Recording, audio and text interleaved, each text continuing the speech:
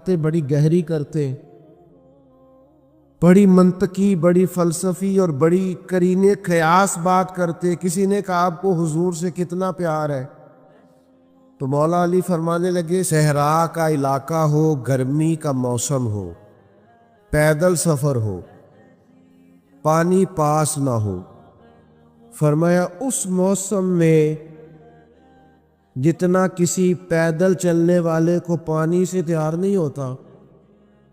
میرے ایک دوست ہے، وہ کہا کرتے ہیں کہ حضرت صاحب یہ گرمیوں میں جب میں روزہ کھولتا ہوں تو گلاس پانی سے میرا کچھ نہیں بنتا، میرا دل کرتا ہے ٹوٹی کا پائپ لگاؤ منہ میں۔ یہ پانی سے جو پیار ہوتا ہے نا، یعنی آپ درجنوں سینکڑوں نعمتیں چوند لیں دسترخوان پر جو پانی ہوتا ہے نا، اس کے بغیر گزارا نہیں ہوتا۔ مولا علی کی بات تو سمجھے نا، مولا کائنات کیا فرماتے؟ فرماتے ہمیں حضور سے اتنا پیار ہے کہ گرمی کا موسم ہو، صحرا کا علاقہ ہو، پیدل سفر ہو، یہ کبھی آپ اس موسم میں جس کو دیر ہو گئی ہو پانی نہ پیا ہو، ذرا اس کو دیکھے نا، پانی پانی پانی پانی کرتا پھرتا ہے۔ فرمایا جس طرح گرمی کے موسم میں صحرا کے علاقے میں پیدل چلنے والے مسافر کو جتنا پانی سے پیار ہوتا ہے نا، مجھے اس سے بھی بڑھ کر مدینے والے محبوب سے پیار ہے۔ یہ کیفیت آپ سمجھیں، اس ذوق کو آپ سمجھیں۔ سورہ حشر کو دیکھیے گا، فرمایا وَلَا تَكُونُوا كَالَّذِينَ نَسُوا اللَّهَ فَأَنسَاهُمْ أَنفُسَهُمْ۔ ان لوگوں کی طرح نہ ہو جانا جنہوں نے اللہ کو بھلا دیا تو اللہ نے پھر انہیں ان کا اپنا آپ بھی بھلا دیا، انہیں اپنی بھی ہوش نہیں رہی۔ وہ ایسے مسائل میں گھر گئے، وہ ایسی آزمائشوں میں الجھ گئے، وہ ایسی دنیا داری کے اندر الجھے کہ انہیں اپنا بھی پتہ نہ چلا۔ اب تو ڈھونڈتا پھرتا ہوں اے اقبال اپنے ہی آپ کو، اب تو ڈھونڈتا پھرتا ہوں اے اقبال اپنے آپ کو، آپ ہی گویا مسافر، آپ ہی منزل ہوں میں۔ جب انسان خدا فراموش ہوتا ہے تو خود فراموش ہو جاتا ہے۔ ہمارا بڑے زمانے سے تکیہ ہے، کبھی امریکہ پر، کبھی یورپ پر، کبھی برطانیہ پر، کبھی مالداروں پر، کبھی اسلحے والوں پر۔ اس کا نقصان یہ ہوا کہ اپنا کوئی وجود نہیں رہا، اپنا کوئی نظریہ نہیں رہا، اپنی کو سوچ نہیں رہی۔ ایسے محسوس ہوتا ہے کہ کوئی منشور نہیں، کوئی دستور نہیں، لگام منہ میں ہے اور اس کا سرا کسی کے ہاتھ میں ہے، وہ جدھر چاہتا ہے ہمیں گھما لیتا ہے۔ اللہ فرماتے ہیں یوں نہ ہو جانا کہ تم رب کو بھلا دو اور پھر تمہیں اپنا آپ بھی بھول جائے۔ اولئک ھم الفاسقون، فرمایا یہ وہ لوگ ہیں جو نافرمان ہیں اللہ کے، یہ نافرمان ہے۔ جب یہ نظریہ بن گیا، جب یہ ذہن بن گیا کہ پیدا اللہ نے کیا ہے، دینا اللہ نے ہے، عطا کرنے والا اللہ ہے، نوازنے والا اللہ، تو پھر ساری توجہ دنیا داروں کی طرف رکھنا، میں اللہ والوں کی طرف توجہ رکھنے کا قائل ہوں، میں وہ سمجھتا ہوں، ہم اس چیز کے قائل ہیں، لیکن وہ بھی کوئی آستانہ ہے کہ جہاں حق مرشد کا نعرہ تو بڑا لگے پر رب کا نام ہی نہ سننے کو ملے۔ یہ بھی کوئی بات ہوئی کہ جہاں یہ تو نعرہ زور سے لگے کہ جیوے جیوے مرشد جیوے، لیکن استغفار کا درس ہی نہ ملے، یا ہر وقت یہ بتایا جائے کہ یہاں آ گئے تو بچ گئے، کیسے بچیں گے؟ میرے رسول پاک علیہ السلام کا دروازہ سب سے بڑا دروازہ ہے، حضور کا دروازہ سب سے بڑا دروازہ ہے، لیکن میرے دوستو یاد رکھنا، نبی پاک علیہ السلام نے بھی لوگوں کو جب رستہ دکھایا ہے تو رب کریم کا رستہ دکھایا ہے۔ اللہ کا رستہ دکھایا، اللہ کریم کا رستہ دکھایا، لوگوں رب کی طرف توجہ کرائی۔ میرے رسول کریم سید عالم صلی اللہ تعالی علیہ وسلم نے لوگوں کی اللہ کی جانب توجہ کرائی اور لوگوں سے یہ کہا کہ وہ اپنے رب کریم کی جانب اپنا ذہن رکھیں، اپنی توجہ اپنے اللہ کی جانب مبذول کریں۔ یہ بات کو اچھے طریقے سے سمجھیے گا، علم اللہ تبارک و تعالی عطا کرتا ہے تو اسے اللہ کی عطا ہی سمجھنا چاہیے۔ کچھ لوگوں کے پاس علم ہوتا ہے پر علم نافع نہیں ہوتا، وہ ٹامک ٹوئیاں مارتے رہتے ہیں ساری زندگی۔ علم کو اللہ کی عطا سمجھیں، اپنی عقل پر اپنے شعور پر زیادہ بھروسہ نہ سمجھیں، نظر اللہ پہ رکھیں۔ حضرت مولا علی شیر خدا کرم اللہ تعالی وجہہ الکریم سے کسی نے پوچھا تھا بڑا عالم کون ہوتا ہے؟ ہمارے ہاں تو اب وہ والے عالم پائے جاتے ہیں نا، اللہ ماشاءاللہ، جب ممبر پہ بیٹھتے ہیں تو دعوے ہی دعوے، ممبر پہ بیٹھتے ہیں تو دعوے ہی دعوے، اس طرح کے عالم ہمارے ہاں پائے جاتے ہیں۔ وہ ہر بات میں دعویٰ کرتے ہیں، میں یہ کر دوں گا، میں وہ کر دوں گا۔ یہ مزاج علماء کا نہیں۔ حضرت علی المرتضیٰ سے کسی نے پوچھا بڑا عالم کون ہوتا ہے؟ فرمایا بڑا عالم وہ ہوتا ہے کہ جسے مسئلے کا پتہ نہ ہو تو وہ کہہ دے مجھے نہیں پتا، میں پتہ کر کے بتاؤں گا، غلط بات بیان نہ کرے۔ امام مالک سے کسی نے کوئی مسئلہ پوچھا تو آپ فرمانے لگے مجھے اس سوال کا جواب نہیں آتا۔ ہمارے بزرگ سمجھاتے کیا ہے؟ وہ کہنے لگا آپ اتنے بڑے امام ہیں تو اس سوال کا جواب نہیں آتا۔ فرمانے لگے اگر مجھے ہر سوال کا جواب آتا پھر تو میں خدا ہوتا۔ مجھے ہر سوال کا جواب نہیں آتا، مجھے تو اتنا آتا ہے جتنا میرے رب نے مجھے عطا کر دیا ہے۔ اپنی نظر اللہ پہ رکھیں، نکل آئیں اس معمے سے باہر کہ میں کوئی بلا ہوں، مجھے بڑا پتہ ہے، میرے پاس 6 ڈگریاں ہیں، مجھے 10 جگہ پہ تدریس کا شغف حاصل، اسے نکلیں باہر۔ قرآن مجید دیکھیے گا، اللہ تعالیٰ نے ارادہ قدرت فرمایا کہ میں حضرت آدم کو بناؤں گا، پھر بنانے کے بعد فرمایا فرشتوں سجدہ کرو آدم کو، سب نے سجدہ کیا الا ابلیس ابا واستکبر وکان من الکافرین، سب نے سجدہ کیا سوائے ابلیس کے، اس نے انکار بھی کیا، تکبر بھی کیا اور کافروں میں سے ہو گیا۔ تو یہ جب اللہ تعالیٰ نے سجدہ کرایا تو کیسے کرایا؟ اللہ تبارک و تعالیٰ نے نا حضرت آدم کو علم سکھایا خود، وعلم آدم الاسماء کلہا، خود اللہ فرماتے ہیں کہ میں نے جناب آدم علیہ السلام کو تمام اشیاء کے نام سکھائے، سب اشیاء کے نام سکھائے۔ تو وہ چیزیں پھر میں نے نا، اللہ فرماتے ہیں میں نے فرشتوں پہ پیش کی، میں نے کہا کہ بتاؤ ان کے نام کیا ہے، تو فرشتوں نے جو جواب دیا وہ سمجھنے والا ہے۔ اللہ نے چونکہ خود علم سکھایا تھا حضرت آدم کو، جناب آدم سکھایا تھا، لیکن فرشتوں کو نہیں سکھایا تھا۔ تو اللہ کریم نے فرمایا فرشتوں اب یہ بتاؤ ان چیزوں کے نام کیا ہیں؟ تو فرشتے کیا کہتے ہیں؟ فرشتے عرض کرتے ہیں قالوا سبحانک لا علم لنا۔ آپ کبھی یقین کریں اس چیز کی لذت لے تو مزہ آ جائے۔ کہا قالوا سبحانک، کہنے لگے تو پاک ہے۔ قالوا سبحانک، کہنے لگے تو، بھئی آدم علیہ السلام کو نام سکھا لیے، پھر فرشتوں کے سامنے وہ چیزیں پیش کر کے کہا ان چیزوں کے نام بتاؤ، تو فرشتے کیا کہتے ہیں؟ کہتے ہیں قالوا سبحانک، تو پاک ہے، لا علم لنا، ہمارے پاس کوئی علم نہیں، الا ما علمتنا، ہمیں تو اتنا پتہ ہے جتنا تو نے ہمیں سکھا دیا،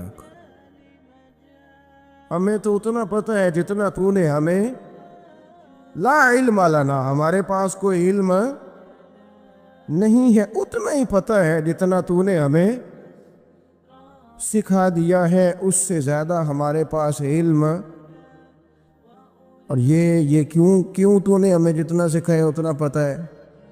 فرشتے یہ نہیں کہتے یا اللہ تو زیادہ سکھا، آدم کو دیا تو ہمیں بھی دے، یہ نہیں فرمایا، فرمایا انک انت العلیم الحکیم، اے اللہ تو علم والا بھی ہے اور حکمت والا بھی ہے، تجھے پتہ ہے کس کو کتنا دینا ہے، جتنا تو نے مناسب سمجھا جناب آدم کو دیا، اور جتنا تو نے بہتر سمجھا وہ تو نے ہمیں عطا فرمایا۔ تو اگر آپ کے پاس علم ہے، کہیں نالج ہے، اس کو اللہ کی عطا سمجھے۔ ہمارے ہاں بہت سارے لوگ بن کے بیٹھ جاتے ہیں۔ میں اکثر کہتا ہوں کہ پھر وہ دعوے کرتے ہیں میرے علاقے والے جاہل ہیں، میرے شہر والے جاہل ہیں، میرے خاندان والے پڑھے نہیں۔ یہ آپ کا دعویٰ ہے، یہ آپ کو خراب کر دے گا۔ ہم نے بہت سارے ایسے لوگ دیکھے جو بہت بڑے عالم تھے، لیکن اللہ جب لینے پہ آیا تو عقل ہی لے گیا، شعور ہی چلا گیا، حافظے ختم ہو گئے۔ آپ دیکھتے ہیں بڑھاپے میں کچھ لوگ ایسے ہوتے ہیں کہ جن کو یہ بھی یاد نہیں رہتا کہ میرا نام کیا ہے، میں کہاں ہوں، مجھے کدھر جانا ہے۔ اس وقت سے اللہ کی پناہ مانگیں اور اپنی نظر اپنے رب کریم کی جانب رکھیں، اللہ کی جانب اپنی نظر کو مبذول رکھیں۔ دوسری بات، علم کے بعد ایک چیز آتی ہے جس کا نام ہے ہدایت، جس کا نام ہے تقوی، جس کا نام ہے پرہیزگاری، جس کا نام ہے عمل، عبادت، ریاضت۔ یہ بھی اسی وقت ہی نصیب ہوتی ہے جب میرا رب کریم نصیب فرما دیتا ہے۔ ہم نے نا نیکی کا اپنا اپنا سٹیٹس بنا لیا ہے، اپنا اپنا معیار بنا لیا ہے۔ کچھ لوگ کہتے ہیں کہ جناب مسجد میں سیمٹ کا توڑا دینے سے بہتر ہے کسی غریب کو آٹے کا تھیلا دے دو۔ اب اس نے اپنا مزاج بنا لیا نا نیکی کا، اس نے اپنا سٹیٹس بنا لیا۔ میرا یہ سوال ہے کہ نبی پاک صلی اللہ تعالیٰ علیہ وسلم جب مدینہ شریف آئے تھے تو حضور نے سب سے پہلے غریبوں میں آٹا تقسیم کیا تھا کہ سب سے پہلے مسجد بنائی تھی؟ کیا عجیب لوگوں کا رنگ ہے، اپنی مرضی کی ہدایت، اپنی مرضی کا تقوی، اپنی مرضی کا معیار۔ مسجد کوئی بڑا چھوٹا خطیب بھی میری طرح کا ہونا تو وہ مسجد میں بیٹھ کے جب نبی پاک کی بات کرتا ہے تو کہتا ہے میرے رسول پاک غریبوں کا سہارا بن کے آئے۔ وہ غریبوں کی بات کرتا ہے، مسکینوں کی، لاچاروں کی، کمزوروں کی بات۔ تو مسجد ہی تو وہ ادارہ ہے جہاں سے غریبوں کی بات ہو رہی۔ تو اب لوگوں نے غریب کو اور مسجد کو لڑانا شروع کر دیا، اس کو لڑاؤ کہ مسجد میں پیسے دینے سے بہتر ہے آپ غریب کو آٹے کا تھیلا دے دیں۔ آپ یہ کیوں نہیں کہتے کہ مسجد میں بھی آپ توڑا دیں ایک سیمٹ کا اور ساتھ غریب کو بھی خدمت کریں؟ یہ کیوں نہیں تقویٰ؟ اپنی اپنی مرضی کا مزاج، اپنی اپنی۔ کچھ لوگ کہتے ہیں چھوڑو جی، ساری زندگی انسان نماز پڑھتا رہے اور پھر گالیاں بھی دیتا رہے، بندہ داڑھی بھی رکھ لے اور جھوٹ بولنا بھی نہ چھوڑے، تو یہ آپ نے اپنے پاس سے تقوی کا معیار بنایا۔ گالی دینے کا گناہ ہے اور داڑھی رکھنے کا ثواب ہے۔ تو اگر آپ داڑھی رکھے ہوئے ہیں اور آپ کوئی غلطی کر رہے ہیں تو اس سے آپ کی داڑھی کا ثواب ختم۔ اللہ کرے آپ کو سمجھ آئے میری بات۔ آپ کوئی غلطی کر رہے ہیں، داڑھی کا ثواب اس سے ختم، وہ اپنی جگہ پہ قائم ہے چیز۔ اپنی مرضی کا کیوں تقوی کا معیار بناتے ہیں؟ تقوی کا مزاج اپنی مرضی کا نہ بناؤ۔ اللہ کی بارگاہ سے دعا مانگو کہ یا اللہ ہمیں ہدایت کا نور عطا فرما، اللہ تو ہمیں رستہ دکھا، تو بتا کہ ہدایت کیا ہے۔ تو رب فرماتا ہے اللہ ولی الذین آمنوا، اللہ مومنوں کا مددگار ہے، یخرجہم من الظلمات الی النور، وہ انہیں اندھیروں سے نکالتا ہے اور نور کی طرف روشنی عطا فرماتا ہے۔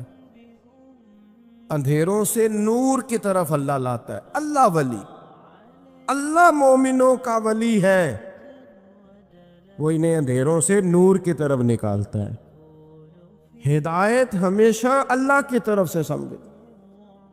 جب وہ نماز کی توفیق دیتا ہے تو اپنے فضل سے دیتا ہے، جب وہ ذکر کی توفیق دیتا ہے تو اپنے فضل سے۔ ہم سمجھتے ہیں ہو جی فلانا نہیں پڑھ رہا بڑا بیوقوف ہے، فلانا نہیں پڑھ رہا، تو کیا اپنی عقل کے زور پہ پڑھ رہا؟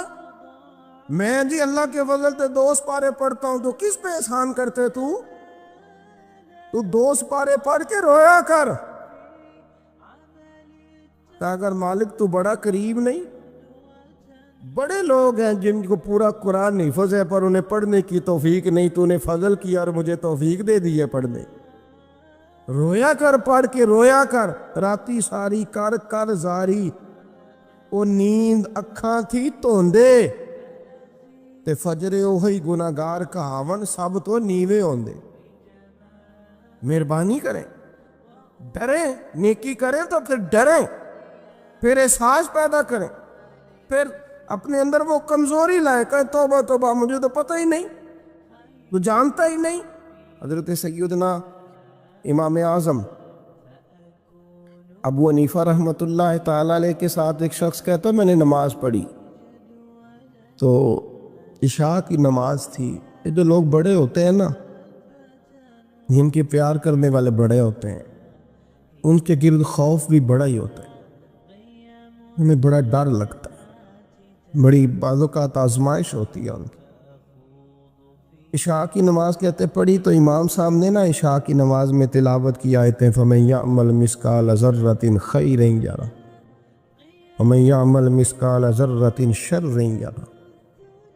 فرمایا جو ذرہ برابر خیر کرے گا وہ بھی قیامت میں دیکھے گا، اور جو ذرہ برابر شر کرے گا وہ بھی قیامت میں اس شر کو دیکھے گا، اس کے سامنے آئے گا۔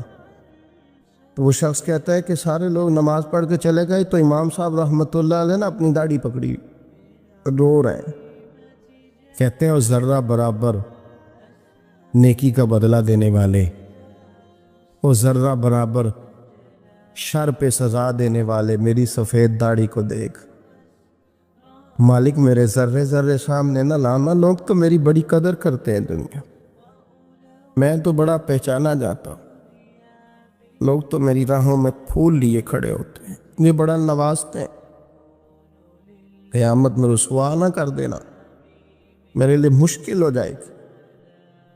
وہ کہتے ہیں میں نے امام صاحب کا درد دیکھا، مجھے کوئی کام تھا تو میں چلا گیا، میں نے کہا کہ وہ اس وقت اللہ کے حضور حاضر ہیں تو میں دوبارہ آؤں گا۔ کہتے ہیں میں تہجد کا وقت آیا تو امام صاحب وہیں بیٹھے تھے اور ان کی داڑھی آنسوؤں سے بھری ہوئی تھی اور زور سے داڑھی پکڑی ہوئی، کہنے لگے مالک رسوا نہ کر دے، قیامت میں رسوا نہ کر دے۔ یار جو ہدایت یافتہ لوگ تھے وہ تو ڈرے ہوئے تھے، وہ تو سہمے ہوئے تھے، وہ تو کہتے تھے یہ اس کا فضل نہیں اس نے بلا لیا، یہ اس کا کرم نہیں۔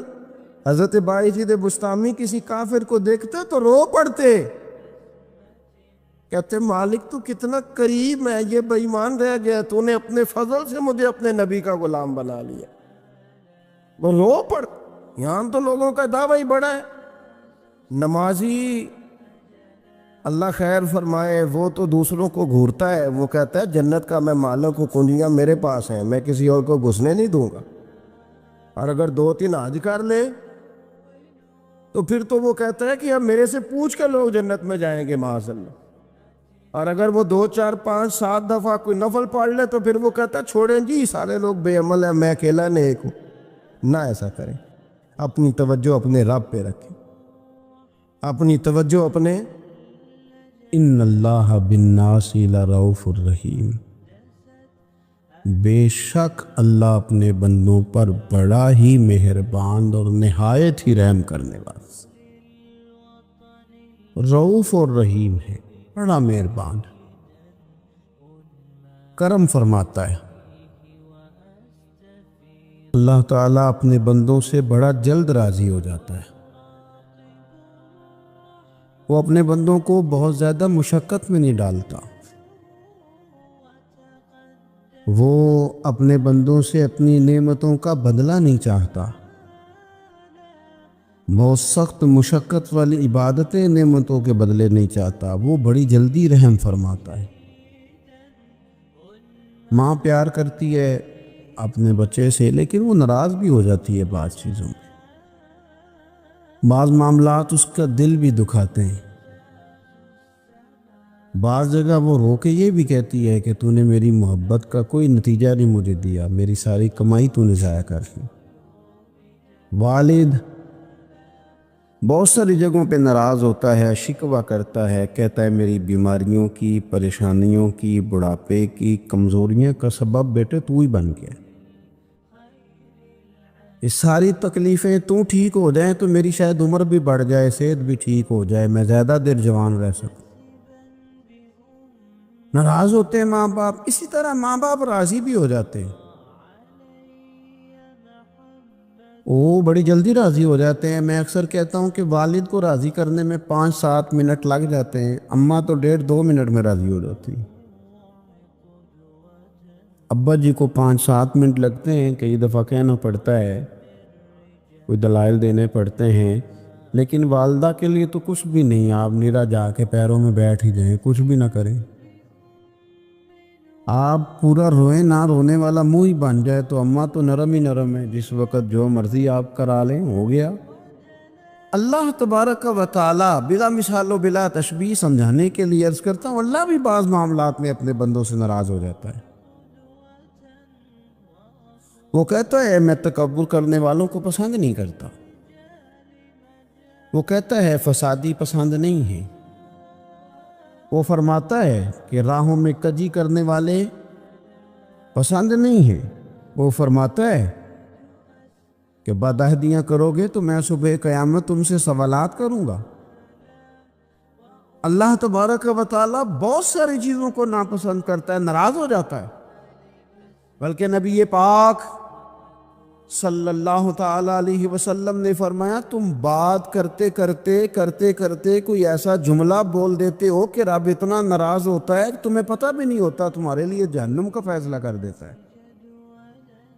اس لیے پہلے تولو پھر بولو، خود اپنے لفظوں کی تو تم پہرے داری کرو نا کہ میں کیا کہہ رہا ہوں۔ کوئی ایسا جملہ، کوئی ایسی بات وارثہ مان کری نہ وارثاندہ، کوئی ایسی بات نہ تمہاری زبان سے نکلے۔ اور حضور یہ بھی فرماتے ہیں کہ اس کا دوسرا پہلو بھی ہے، بعض اوقات تم بات کرتے ایسا جملہ کہتے ہو وہ اتنا راضی ہوتا ہے کہ تمہارے لیے جنت کا فیصلہ فرما دیتا۔ مسلمان کو اب یہ حکم ہے، اس ساری گفتگو کا نتیجہ یہ ہے کہ وہ اپنے جذبات پر، خیالات پر، نگاہوں پر، زبان پر، کانوں پر تھوڑی توجہ دے، بے لگام نہ بنے، بے ترتیب نہ بنے، جو طبیعت میں آئے کر نہ گزرے، تھوڑا سا نہ سوچے سمجھے اور تھوڑا سنبھل کے چلے، کبھی ان کاموں کی طرف نہ جائے جن سے رب ناراض ہو جاتا ہے، ان کاموں کی طرف بڑھے جن سے اللہ راضی ہوتا ہے۔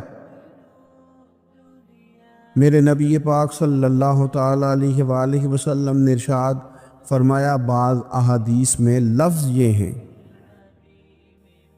کہ اللہ اپنے بندوں کو دیکھ کے مسکراتا ہے جو اس کی شان کے لائق۔ جس ترتیب سے ہم مسکراتے ہیں، جس ترتیب سے ہم روتے ہیں، جس ترتیب سے ہم کسی بات کا اظہار تشکر کرتے ہیں، خدا ان باتوں سے پاک ہے۔ اب بہت ساری حدیثوں میں آیا کہ وہ مسکراتا ہے، تو کیا مطلب ہے مسکرانے کا؟ تو علماء تفسیر نے لکھا ہے مسکرانے کا مطلب یہ ہے کہ وہ بڑا ہی راضی ہوتا ہے اپنے بندے سے، بڑا راضی ہوتا ہے، یہ مطلب۔ ایک تو مسکرانے کا مطلب یہ کہ وہ بڑا راضی ہو گیا، بڑا راضی ہو گیا، وہ مسکرا دیا اپنے بندے پہ۔ اور ایک اس کا معنی خود نبی پاک صلی اللہ تعالیٰ علیہ وسلم نے بیان فرمایا، مسند امام احمد بن حنبل میں حدیث ہے، حضور سید عالم علیہ السلام سے صحابہ نے پوچھا، یا رسول اللہ شہید تو بڑے لوگ ہوتے ہیں، شہیدوں میں افضل کون ہے؟ تو اللہ کے حبیب علیہ الصلوۃ والسلام فرمانے لگے وہ والا بندہ جو ڈٹ گیا تھا کافروں کے مقابلے میں وہ ہلا نہیں، پوری طرح ڈٹ کے جو لڑا وہ شہداء میں افضل ہے۔ حضور فرماتے ہیں وہ جنت کے بالا خانوں میں سیر کرے گا اور رب اسے دیکھ کے مسکرائے گا، رب اسے دیکھ کے مسکرائے گا، اللہ تعالیٰ مسکراتا ہے اسے دیکھ کے۔ اور اگلے جملے میں حضور نے وضاحت کر دی، فرمایا جب رب دنیا میں کسی پر مسکراتا ہے نا تو اس کا معنی یہ ہے کہ قیامت میں پھر اللہ اسے حساب کوئی نہیں لے گا۔ جس پر اللہ دنیا میں مسکرا دیا اس سے کوئی حساب، تو وہ کام ڈھونڈنے چاہیے نا جس سے اللہ مسکرائے۔ ویسے کبھی ہم ایسا کرتے ہیں کہ نہیں کہ کسی کو راضی کیا جائے؟ یہ کام ہم کرتے ہیں کہ ہماری کمپنی کا جو سربراہ ہے وہ ہم سے راضی رہے، جس ادارے میں ہم پڑھاتے ہیں اس ادارے کا بڑا ہم سے راضی رہے۔ یہ کرتے ہیں ہم، اس کے لیے کچھ نہ کچھ ہیلے بہانے ہم کرتے ہیں۔ برادری، قبیلہ، علاقہ، بستی، لوگ کسی طریقے سے ہمارے ساتھ مطمئن رہے، کرتے ہیں نا یہ سارے کام۔ اس میں تھوڑی مشکل بھی ہمیں آتی ہے، لیکن کرتے ہیں، کیا کریں۔ گھر میں بھی کئی دفعہ ایسا ماحول بنانا پڑتا ہے۔ چلیں ایک اور میٹھی مثال دیتے ہیں، زیادہ سمجھ میں آئے گی۔ چھوٹا بچہ خوش رہے، آپ اس کے لیے محنت نہیں کرتے؟ وہ چھوٹا ہے، اس کو خوش کرنا فرض ہے ابا پہ، لیکن وہ کہتا ہے کہ میں نے موٹر سائیکل لینا ہے۔ چھوٹا ہے، چلا ہی نہیں پائے گا، تو ابا پھر اسے راضی کرتا ہے، کہتا ہے بیٹے چھوٹا سائیکل لے لے، چل میں تجھے اڑانے والا جہاز لے دیتا ہوں۔ مقصود کیا ہے کہ اس کو ناراض نہیں کرنا، یہ روئے نہ، اس کا دل نہ ٹوٹے۔ اور یارو سنو نا میں کیا کہہ رہا ہوں، اگر چھوٹے بچے کے لیے وہ چیزیں ڈھونڈتے ہو، میرے ابا جی نا اپنے نواسے کے لیے کھلونا لے کے آئے تو بچہ بڑا ہی کھیلا، تو ابا جی کہنے لگے لو پیسے پورے ہو گئے میرے۔ بچے کو پسند بڑا ہے نا، پیسے پورے کر چھڑے، نہیں دیکھو نا جی کتنا اس کو راضی ہوا ہے۔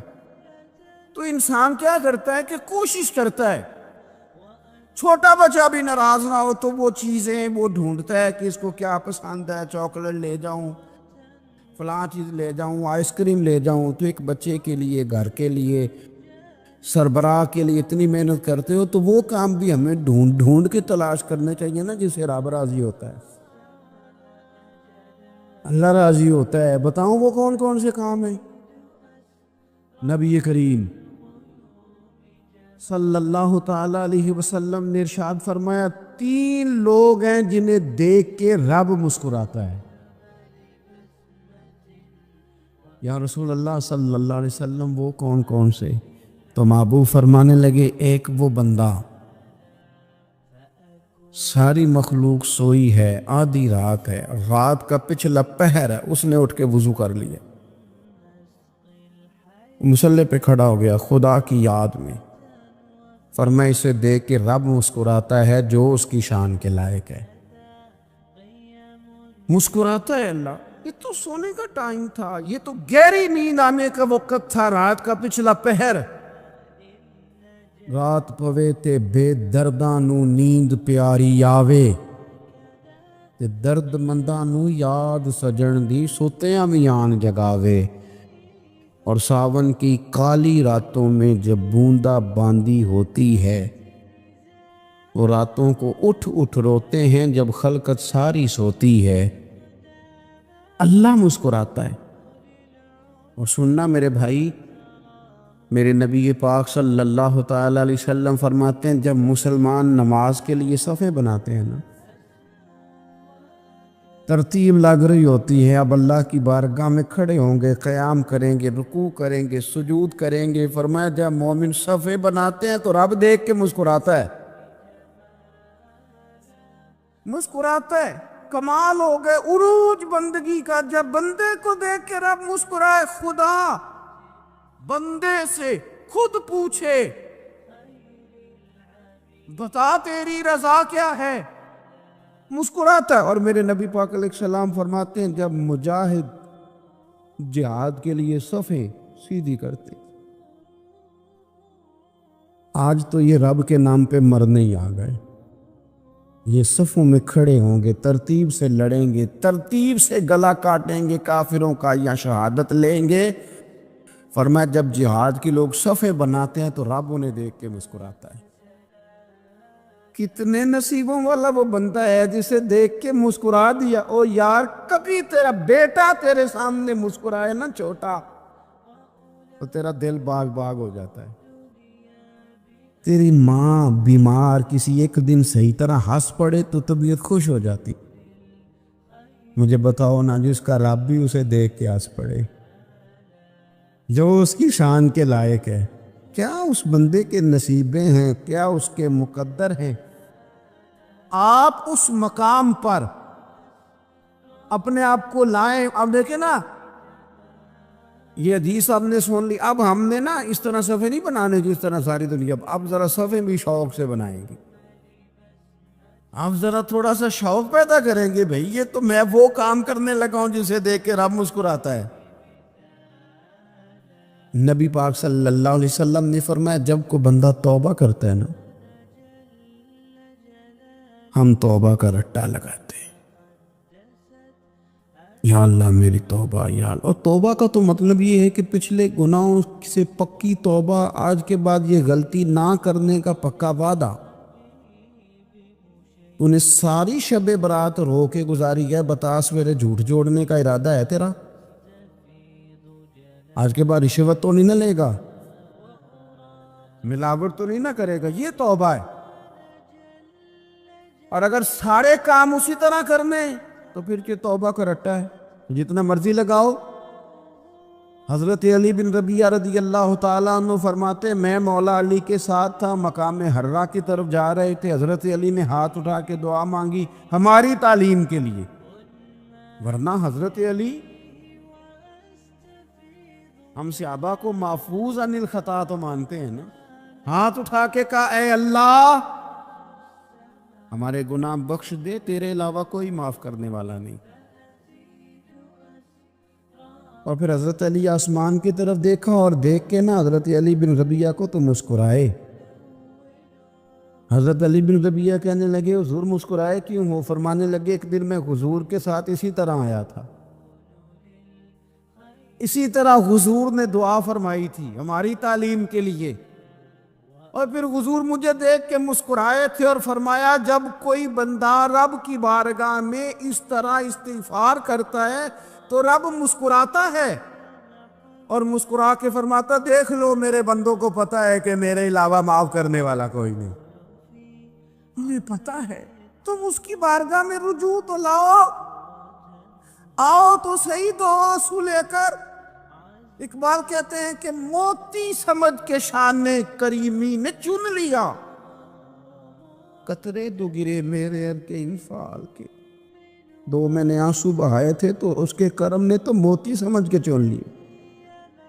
سنو نا حضور اس استغفار کو اللہ کو یار رات کو توبہ کر کے سونا چاہیے. ہمیں کچھ غلطیاں ہم کرنا نہیں چاہتے پر ہم سے ہو جاتی ہیں، کچھ دل ہم توڑنا نہیں چاہتے پر وہ ٹوٹ جاتے ہیں، ہماری مجبوری ہوتی ہے ٹوٹ جاتے.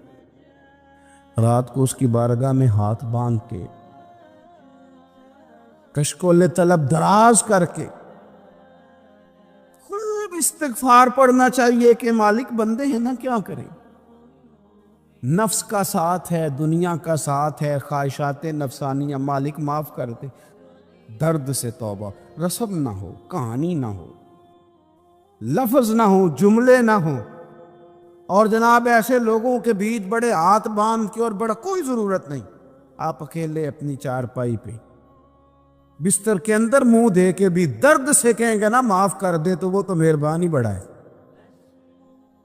میرے نبی پاک صلی اللہ علیہ وسلم مثال دیتے ہیں، فرمایا ایک آدمی صحرا میں جا رہا ہے. صحابہ سے حضور خطاب کر رہے ہیں.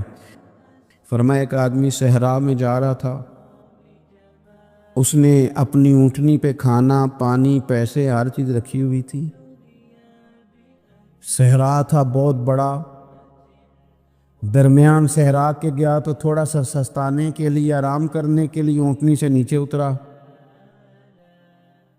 اب اس نے اونٹنی کی لگام، اونٹنی کی نکیل اپنے سرہانے کے نیچے رکھی، ہاتھ کے ساتھ پکڑی اور سو گیا۔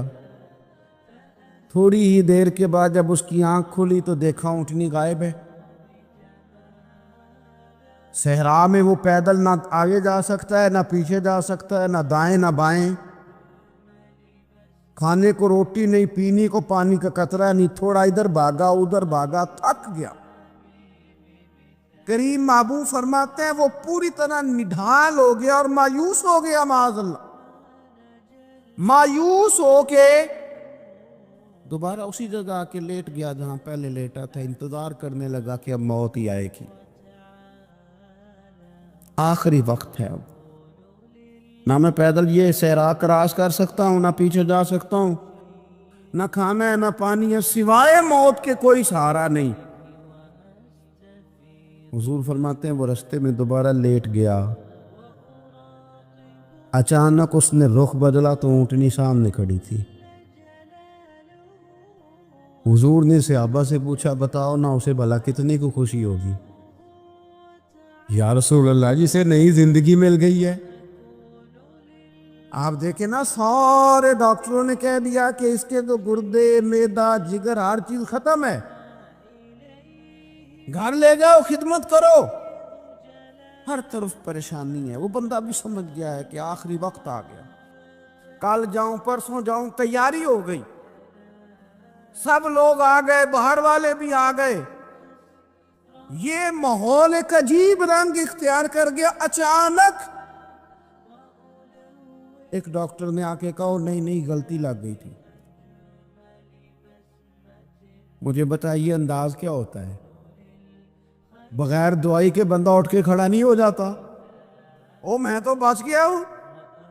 نبی پاک صلی اللہ علیہ وسلم فرمانے لگے اس کی اونٹنی مل گئی، بتاؤ بھلا اسے کتنی خوشی ہوگی؟ یا رسول اللہ وہ تو دوبارہ دنیا میں آ گیا۔ حضور فرمانے لگے اسے کچھ بھی خوشی نہیں ہوئی۔ جب کوئی رب کا گناہ گار بندہ آ کے توبہ کرتا ہے، رب کو اس سے کئی گنا زیادہ خوشی ہوتی ہے۔ میرا بندہ آ گیا، میرا بندہ آ گیا، میرے گھر آ گیا۔ اس نے آنسو بہائے ہیں، اس نے کہا اللہ میں تیرا ہی رزق کھاتا ہوں، تیری ہی زمین پہ رہتا ہوں، تیرے نام سے میری سانسیں چلتی ہیں۔ وہ آ گیا، فرمایا اس اونٹنی والے سے زیادہ رب کو خوشی ہوتی ہے جب گناہگار آ کے توبہ کرتا۔